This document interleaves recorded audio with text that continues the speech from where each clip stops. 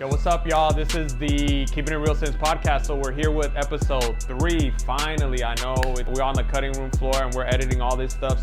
We're excited to bring it out. Chef Lou's on the pod. Dope ass dude, man. I've known him for years. Me and the broski, we're interviewing him, getting the journalism on. We got another banger. This one's going worldwide. The Philippines, Mexico, USA, Ireland, Australia for the Aussies. I hope you guys enjoy this one because we had fun editing it. Like, comment, and subscribe. Check out our website, www.keepinitrealsince.com. You can check out the merch, the paintings, hats, you know what I'm saying? Also, another one. I gotta shout out BB's Hair Salon before I even finish this one. BB's Hair Salon, Tia Marta, this is your shout out. Thank you for watching. She has viewing parties for us. I hope you guys enjoy this one with Chef Lou. Let's get into the pod.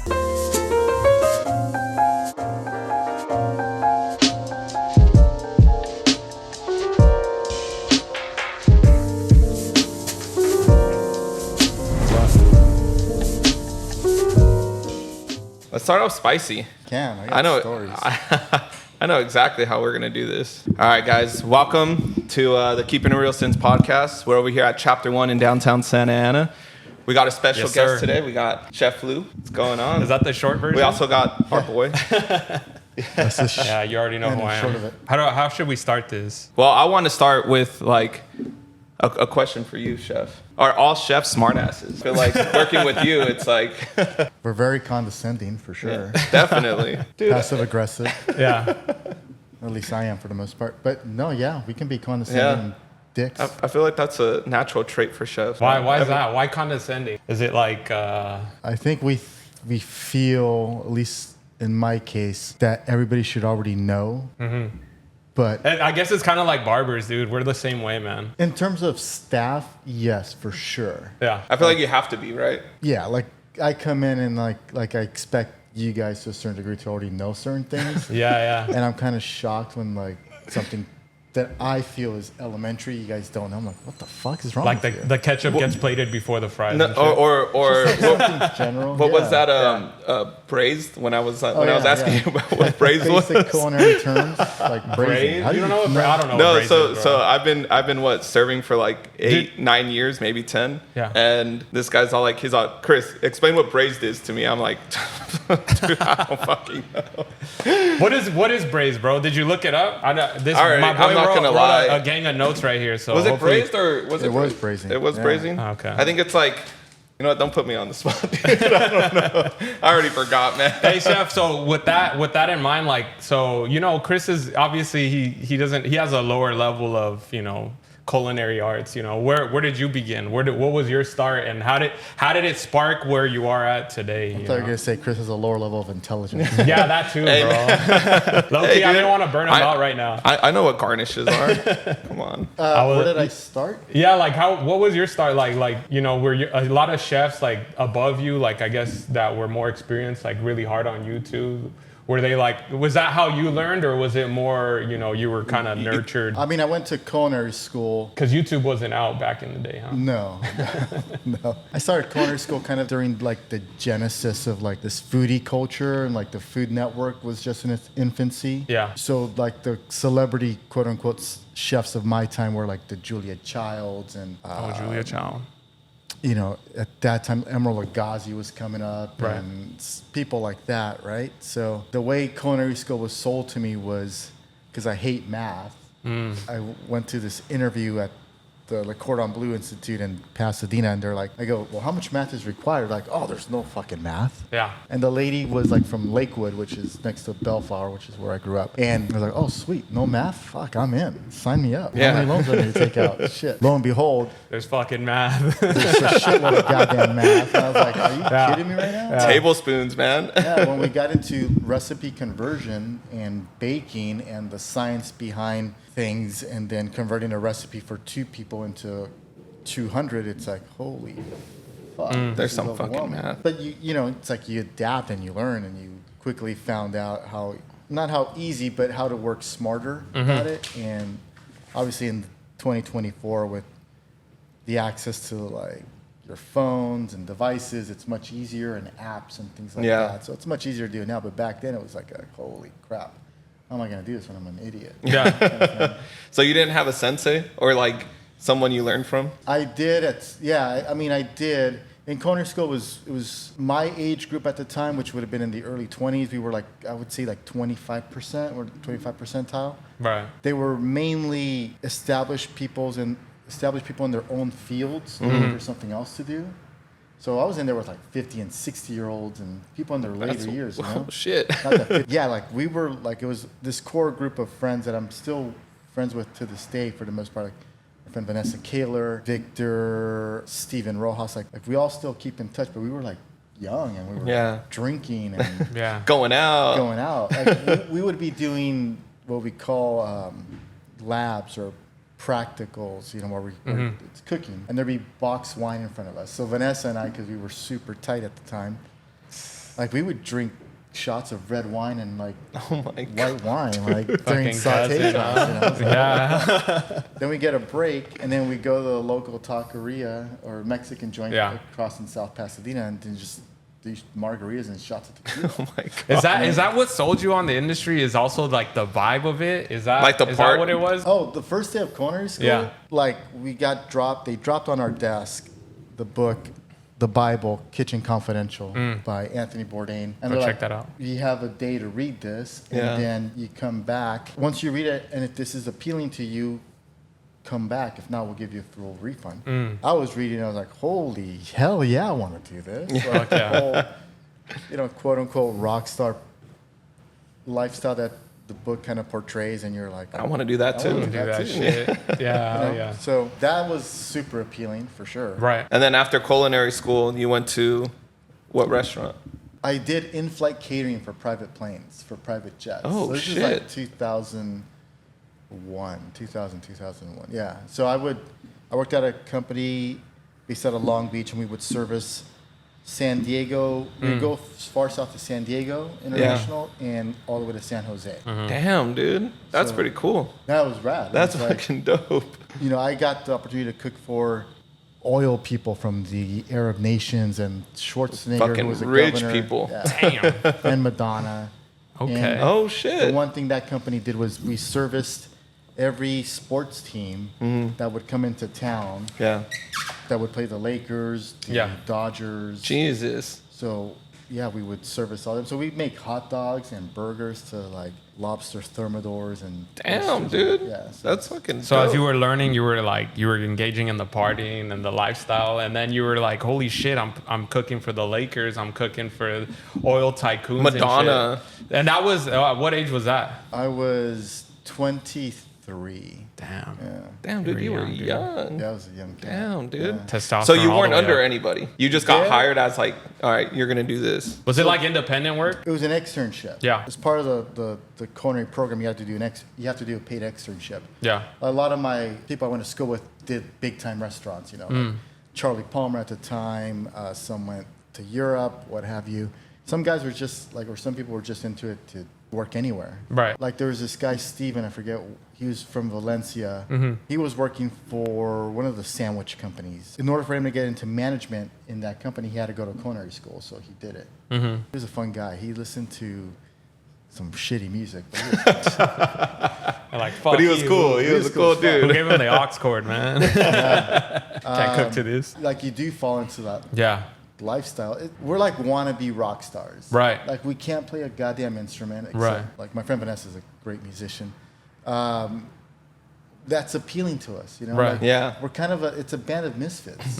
Like we're low lives for the most part. If you watch The Bear, it kind of summarizes. Oh, how yeah, it yeah, is, yeah. You know? If you haven't read Kitchen Confidential, I highly recommend it. Right. It's, By who? Anthony Bourdain. Anthony Bourdain. What do you mean by who? You don't Anthony By who? Bourdain? You don't. I know Dude, who. I was I literally filling you in on this fool. Like, I was So giving him last homework. night we watched Anthony Bourdain. Dude, he's the nicest guy, man. But it's true. It's like, you know what? Hey, who's that asshole chef that we were watching too? Who's the asshole chef? The guy we were watching last night after Anthony Bourdain. Oh yeah, it's right here. What's his Michael name? Pierre. Oh, Michael Pierre Marco White? Pierre Dude, White. Dude, oh, I love that shit, guy. dude. What is it? What is it with British? What is it with British like chefs or culinary artists that are like? Dude, they're for some reason they're the assholes. biggest. Like you don't know if they're mad at you if you're doing it right until like. Are you the same way? Is that your style? Like when you're with your cooks and. No, No. You're that's lying not my now? style, no. You're like more, are you brutally honest? Are you... I'm chill. Yeah, for you're the chilling. Most part. Yeah. I'm very stoic. My style is more like a lead by example style, and then I'll let you know when I'm disappointed. I think Chris can attest to that. You know, because my demeanor is like so. You're like a vein pops out? No, No, Van. Oh, you won't know. Like Yeah. I could be stressed and you wouldn't know it. Yeah. I could be like what we call in the shits and you wouldn't know it. It's like when the storm comes in, I calm it. Yeah. Yeah. You know, and like I guide. Like that's kind of my style. But that's good leadership too. Yeah, I mean, I'm fortunate that doing this for as long as I have, and especially, you know, with Lola, and even before that, I have a solid crew that I can call and be like, hey, I'm doing this right now. I need people. And they're like, tell us when we can start. But let's take it back to Lola, because for me, knowing you, from what I know you, it's like that's probably your first restaurant. Am I right or am I wrong? So yeah, it's my baby for sure. So were you ever, as a young chef, like writing it down, like saying, I'm going to own a restaurant. I'm going to, you know, kind of manifesting it. Were you like writing any of that shit down or not? I wasn't. No, I was like, you're like, fuck it, this fell on my lap? no, it didn't fall in my lap. It was like, I went to Europe in 2006. I went to Barcelona, and that kind of changed my whole view on life. And it was like, you know, it's like when you first step onto, when you haven't traveled and you do it for the first time, you have culture shock and you see it. My brother Eddie, who you guys know, he went to Europe. He was young, but he took off for months. And my cousins and my friends went with him, and he came back. And I regret not going with him, but he was like, it changed his life. It changed his outlook on everything because you see how other people live. Right. So for me, when I first went to Barcelona in 2006, I had no kind of itinerary. I had a friend who was staying in Bilbao in the north, and I rented this apartment from this gal, Christina, and I get there and I get lost. I had no idea that they spoke another language there. So what is the language? So they speak what they call Castellano, which we know as Spanish. But in the northeast, there's a northern dialect of Catalan. Catalan. It's hard to understand. Is it Latin based or no? I would say so. Yeah. So I look at my instructions that Christina sent me, and there's like there's Castellano and then there's Catalan. I'm like, what the fuck is this shit? Oh, hell And this is your first time traveling. My first time traveling, and I'm alone. So I get there. I mean, she's been waiting like 2 hours for me at this point. Jesus. So she takes me to the apartment, cool ass apartment, and then I was off to the races. Damn, dude. I also heard like Spain is like, it's like they actually really stop all stores. Everything just shuts down for a couple hours. Siesta time. That's like a regular thing all day, every day. Yeah. Oh shit. So everything shuts down. There's not one place. Everything. There's what they call menú. You can't have like hospitals and shit. No, hospitality places have like menú del día. So you'll be walking around, and you'll see like menú del día, like bocadillo this way, and then it's a sandwich, so you follow it, and then there's like taverns or tabernas, and then you just go and fucking drink Estrella Damm and tortilla. So how did Spain lead you to Mexico City and then back to owning your own like business, Lola Gaspar? So at the time I was working at Habana in Costa Mesa. Fucking Cuban spots, pretty cool. Yeah. Cuban, but they called it, there was this term at the time, Nuevo Latino. What they were trying to go for. So I went to Spain. I was fortunate enough to like take as much time as I needed. My bosses at the time were like, just fucking go. Yeah. So when I came back, the tapas culture, I was like, holy shit. Hell yeah. Like, fuck yeah. You're like, let's fucking go, dude. Like you eat at 10 p.m., drink, and How long did you stay over there? A little longer than I thought. So you extended your stay. Hell yeah, bro. You didn't know how beautiful it was. Yeah. But then, Christina, who I was renting the apartment from, her sister owned a bar. Right. And it was called Clubilè 42. It was very mod. You guys know what mod is? Modern? Austin Powers. Oh, so okay. that kind of like 60s, that style. 70s, British mod. Ah, okay. So you'd walk in and Christina would tell me, hey, we make like the best mojitos in all of Barcelona. I was like, oh, sweet. Let's have one. So like they're like fucking big gulps of like crushed ice, a shitload of sugar, mint, and like the mojito. Fucking hangover, huh? Insane. Like, so I think it was my third or second night there. We just drank drank like shots. So that's where I discovered the shot of, they give you a shot of rum, Right. and then they give you an orange coated with ground espresso. I think I've done that with you. Yeah, it was good. So what that does is when you shoot it and then you do the orange and espresso, it kills like that feeling. So you fucking do it once. I mean, I was 30 years old at the time. That's my age. You're young. Damn, man. I need to go to Barcelona right now. Highly recommend it. Meet a Christina. Where you at, Christina? Yeah, so it was wild. It's just, it was like I didn't go to Spain to rediscover food, but I did rediscover food. Christina was vegan. Right. Oh, okay. So I went to Meca La Boqueria, which is like the big market there, and I cooked. She had an apartment that was like rooftop. Right. So you could see all of Barcelona. And she's like, I would like you to cook for me and my friends. So I did a whole vegan Mexican fucking menu. Dude. Which was crazy because there was, at the time, Mexican ingredients were limited. There was just one guy in the mercado who had like Mexican, I think it was Peruvian, like indigenous Peruvian guy who was like, oh, I got a bunch of shit for you. What? Yeah, so Well, yeah, crazy. over there in Europe, right? Yeah, my mom lives in England, and she's like limited on spices and certain shit. So- but now I think it's a little easier. But I'm sure at the easier. time, fuck. In 06, it wasn't. Yeah. So what ingredients do they not have? That's so Back common for then? Mexicans. Bro, I bet they have like Indian shit. Now too. they do. Yeah. Now, as far as I mean, I haven't been in Spain in a while, but back then, like, I couldn't get like masa. What? No, You have to grind your own corn and shit. Cumin?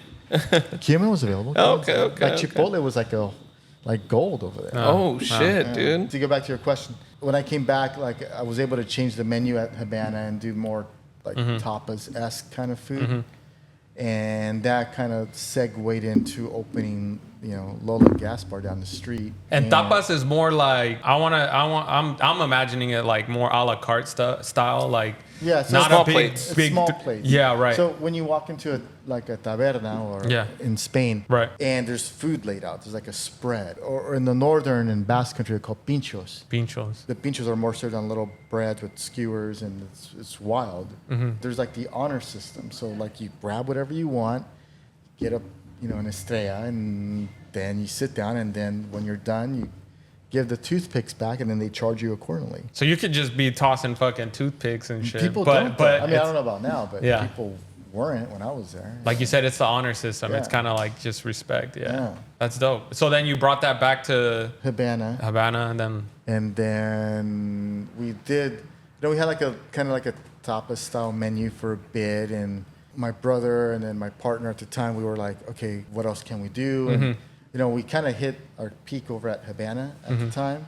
My brother, who was bartending and doing real estate at the time, discovered like this property on Second. And I'd only been out here once to Santa Ana. So like walking through like the artist you're like, holy shit, this is like very reminiscent of Barcelona. And like, that's where my apartment was. Yeah. And this and that. And then we walked into the space, and then we had this vision, and we did it. And I was in Paris December of 07, I want to say. And I just finished watching Radiohead. Radiohead. What's Radiohead? he's young. He's only 30. You don't know the band Radiohead?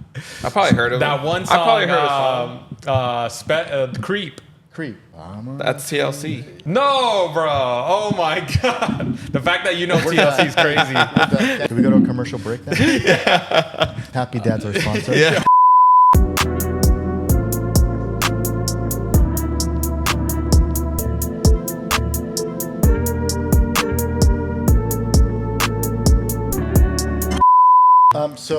So Paris, Yeah. finished watching Radiohead, and then we get the call that they accepted our deal to open up Lola. So off to the races we went. And you have this gnarly painting up there. It's huge. It's probably one of the biggest paintings I've ever seen, like in real life, aside from like going to museums. Where did you get that? And what was the inspiration behind that? Because you said it's kind of like, you had a taste of Barcelona and where you used to live. Was that like trying to bring that all in? So I think it was the summer of, what year was that? It was a summer. That's when I saw Radiohead. I went to Madrid. Actually, I don't even know if that was a year. Well, I went to Madrid, and in Madrid, in the centro, they call it, or the center of the city, there's a bar called Bar Alhambra. And it's like an old Spanish tavern, like just classic dishes. But there's these huge paintings, or photographs, I should say, even on the outside, of this gal holding a pistol and a bottle. Damn. So that was the inspiration behind it. And the food that you were making at Lola's, was that like something like... Was that Spain that's inspired? your food? That's like your favorite food to cook? Or is there... At that time, Yeah. I was super into Spanish cuisine. Yeah. Like, that's why I would go to, that's why I would go, like, I would just take off and be like, oh, I'm going to Spain this fucking next 4 days and just go. Yeah.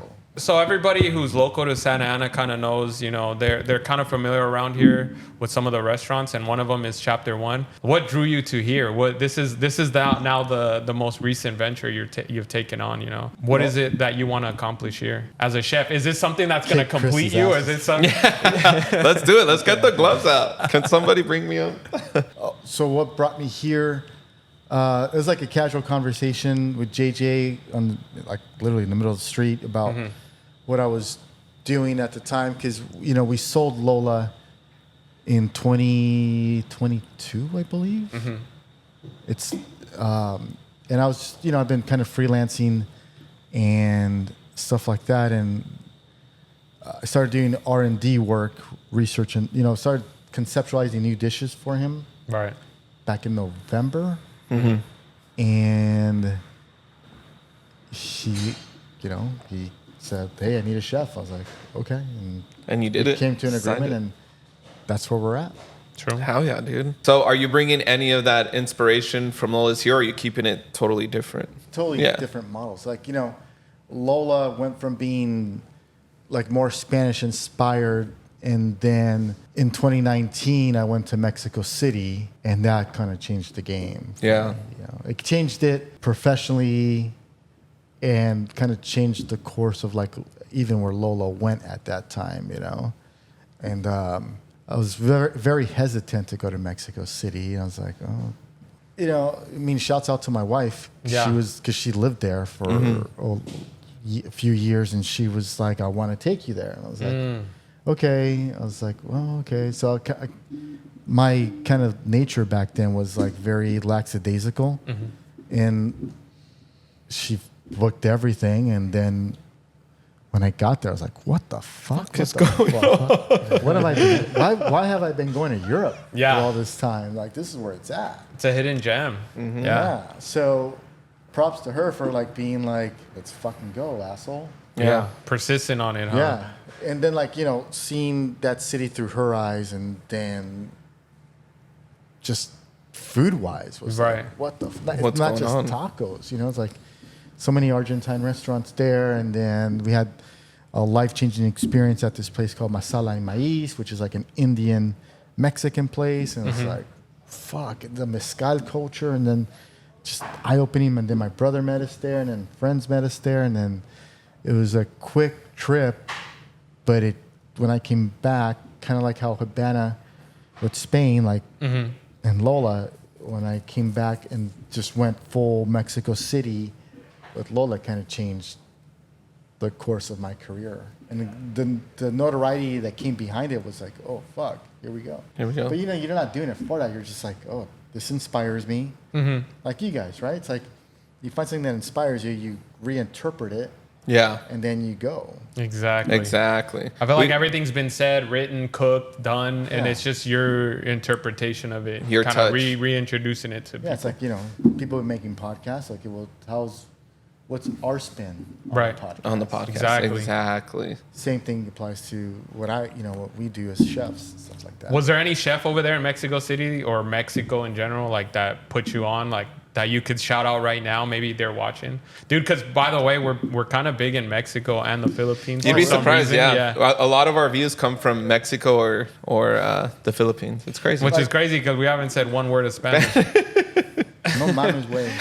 There we go. There it is, dude. We're going viral. Is there a chef? I mean, not really. Or an establishment. It was just you tasting and going around. Is that what it was? Experiencing? Yeah, it was like seeing the taco culture.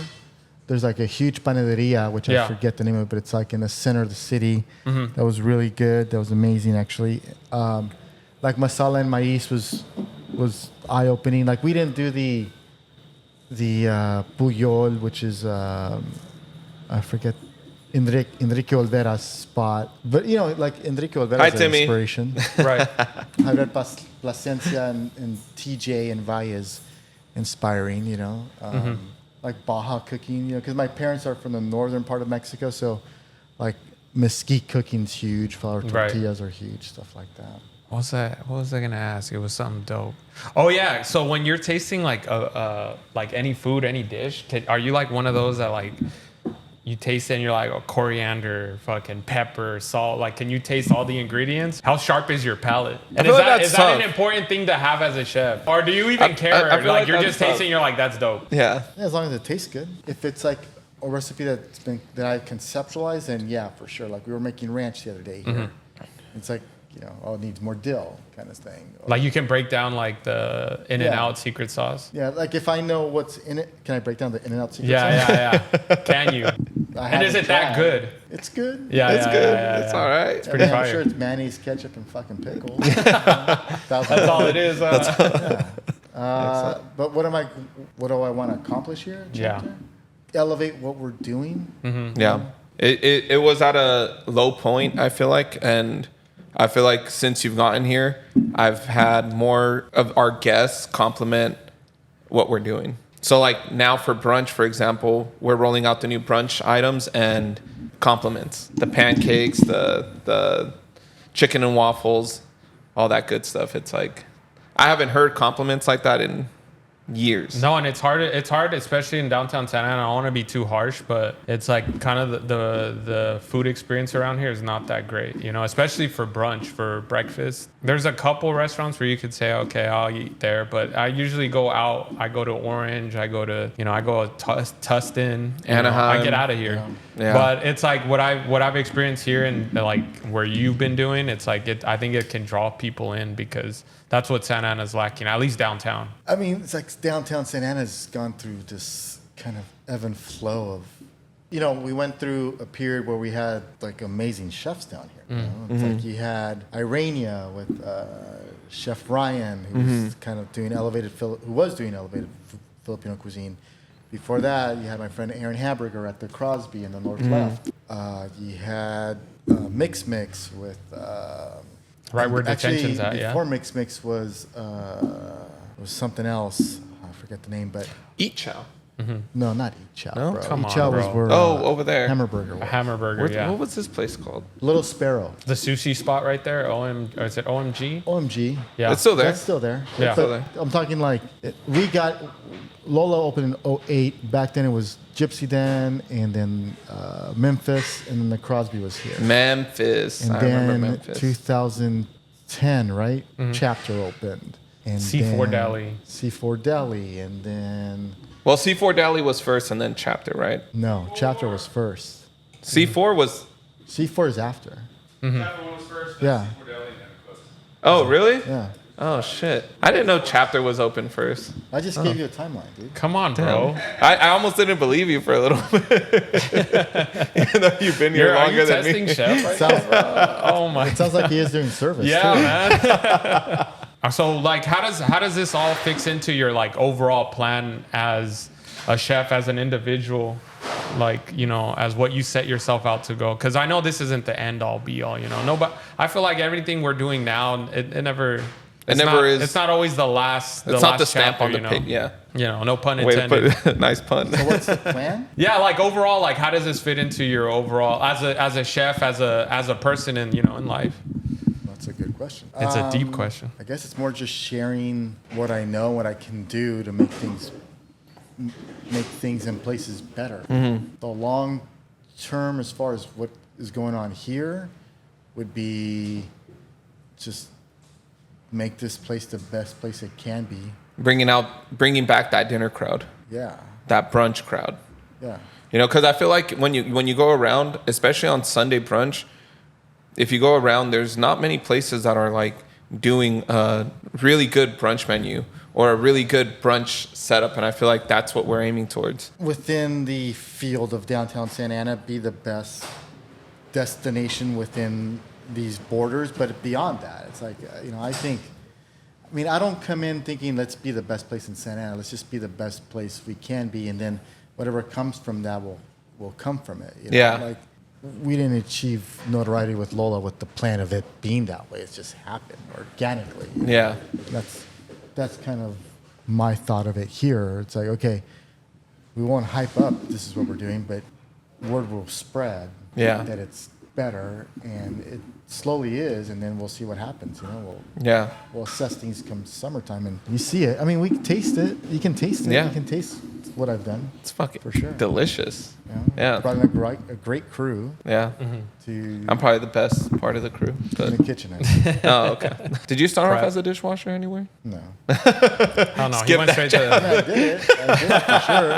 I was a dishwasher too. I never. I mean, I did dishwash a whole. At home doesn't count. No, like I did the Academy Awards once, and I was working with Wolfgang Puck Catering, and interesting. There was like, I guess what they call the scullery crew was stuck on the 405, and the chef got me, and he's like, "Get your best 7 guys." And so we had to wash dishes for fucking 6 hours with no running water. Jesus Christ, dude! Second floor of I think it's a governor's ball, whatever it is. Yeah. I guess I'm gonna fire off on some quick questions, quick answers. Oh, worst kitchen experience? Like as a chef, like shit hit the fucking ceiling. There was no coming back. I worked at a place in downtown Long Beach. It's not there anymore, but it's called Wasabi. It was like a 3-story teppanyaki, like Benihana style. But it was a sushi bar. That place was a fucking a mess. A mess. It was like debauchery and fucking all that. Just everything was all over the place. Yeah. What happened, like, it was like a crazy Friday night, and the ownership brought in people that they had or something like that, and one of the guys that they brought would like bounce around different stations because he was terrible, and he did teppin. The teppin cooks were like, fuck this guy. Sushi didn't last in sushi, so they gave him. I was the last person they brought him. It was like Friday night, and it gets busy. We're in the shits. And he tells me he's going on break. I was like, "You ain't going on break, bro. We're busy." We're fucking busy. So he gets mad, and he like starts losing his shit.